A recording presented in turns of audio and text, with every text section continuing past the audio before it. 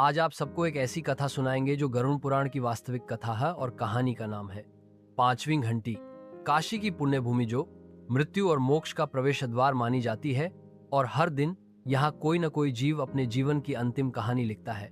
मणिकर्णिका घाट पर लहरों और लपटों की संगति में आत्माएं शरीर त्याग कर अनंत में विलीन हो जाती हैं। वहीं घाट के पास एक प्राचीन घंटाघर स्थित है। मान्यता है कि जब किसी आत्मा को मोक्ष प्राप्त होता है तब उस घंटाघर में एक बार घंटी अपने आप बजती है, परंतु एक दिन अमावस्या की रात कुछ ऐसा घटा कि घंटाघर से 5 बार घंटी बजी, जबकि उस दिन केवल 4 लोगों की ही मृत्यु हुई थी। तो फिर वह पांचवी घंटी किसके लिए थी? तो कहानी शुरू होती है कुछ इस तरह। एक शख्स जिनका नाम है राजमन त्रिवेदी, यह काशी के सबसे प्रसिद्ध न्यायाधीश हैं और कई वर्षों तक अदालत में इन्होंने न्याय की मूर्ति की आंखें बनकर निर्णय लिए। लोगों की जिंदगियां उसके एक फैसले पर निर्भर करती थी। अब जब वह सेवानिवृत्त हुए तब वह एक विशाल और वीरान हवेली में, जो कि मणिकर्णिका घाट के सामने थी, वहां अकेला जीवन व्यतीत करते थे। उनकी पत्नी नंदिनी की 25 वर्ष पहले रहस्यमय मृत्यु हो चुकी थी। वहां के कुछ लोग इसे आत्महत्या और कुछ इसे हत्या कहते थे। चतुर्दशी की रात राजमन ने एक भयावह अर्थात भयानक सपना देखा कि एक अंधकारमय आकृति अर्थात काली छाया, काले वस्त्रों में लिपटा पुरुष जिसकी आंखें जैसे ज्वालामुखी हों उसके सामने खड़ा था। वह बोला, एक निर्णय तुम्हारा अभी भी शेष है न्यायाधीश जी, वरना आज जो ये 4 घंटियां इन 4 शवों के लिए बजी है, 5वीं घंटी तुम्हारे लिए बजेगी। राजमन हाफते हुए जागा, माथे पर पसीना, आंखों में भय, मानो कि यह स्वप्न नहीं कोई चेतावनी थी। अगले दिन घाट पर एक अजीब सा साधु देखा गया। दुबला पतला लंगड़ा कर चलता, पर आंखों में गहराई और तीव्रता थी। उसने अपना नाम बताया, दंडपाणी। उसने मंदिर के पुजारी से पूछा, क्या राजमन त्रिवेदी यहीं रहते हैं? पुजारी बोले, हाँ, कभी अदालत का शेर था, एक भी मुकदमा नहीं हारा। दंडपाणी ने रहस्यमयी मुस्कान दी और कहने लगे, पुजारी जी, कभी कभी जीत सबसे बड़ा पाप बन जाती है, और कहा कि उनकी भी कुछ अतीत की परछाइयां हैं। अब संध्या के समय घाट की ओर से एक सफेद साड़ी में लिपटी विधवा आती दिखी। उसका चेहरा शांत, पर आंखों में एक करुण पुकार थी। राजमन अपनी हवेली में बैठा गरुड़ पुराण पढ़ रहा था, विशेषकर वह भाग जिसमें वर्णन था कर्म, पुण्य और पाप के फल और मृत्यु के पश्चात आत्मा की यात्रा।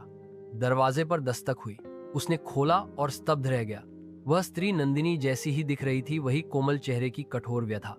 उसने धीमे स्वर में कहा, तुमने मुझे मारा राजमन, परंतु मृत्यु अंतिम नहीं होती, कर्म कर्म याद रखता है।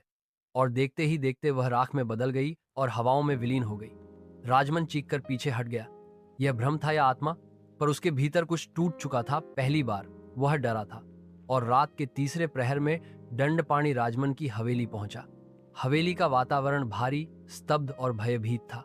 राजमन ने पूछा, तुम कौन हो? दंडपाणी बोला, एक भूला हुआ मुकदमा याद दिलाने वाला। तुम्हारा एक ऐसा केस जिसमें आपने मृत्यु दंड दिया था एक गर्भवती स्त्री को, जबकि आपके पास कोई सबूत नहीं थे, केवल शक था। राजमन कांपने लगा। उसे याद आने लगा, वर्ष 1998 में एक केस आया था। उस केस में एक सरस्वती देवी थी जो कि बनाम राज्य की रहने वाली थी। उस महिला पर अपने पति को जहर देने का आरोप था।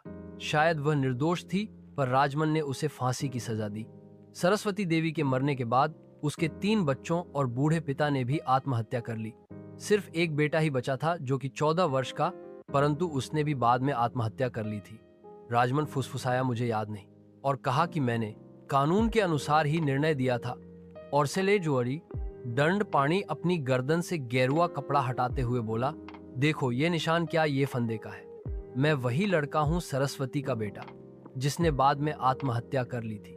मैं फिर से जन्मा हूँ, लेकिन मैं न बदला लेने आया हूँ और न ही मैं नफरत रखता हूँ, लेकिन मैं आज भी सिर्फ न्याय ही चाहता हूँ। फिर वह एक पुराना लिफाफा निकालता है। उसमें एक हस्तलिखित स्वीकारोक्ति पत्र था, अर्थात आत्महत्या लेख, सुइसाइड नोट, जिसमें सरस्वती के पति के भाई ने अपनी करतूत स्वयं ही स्वीकार की थी।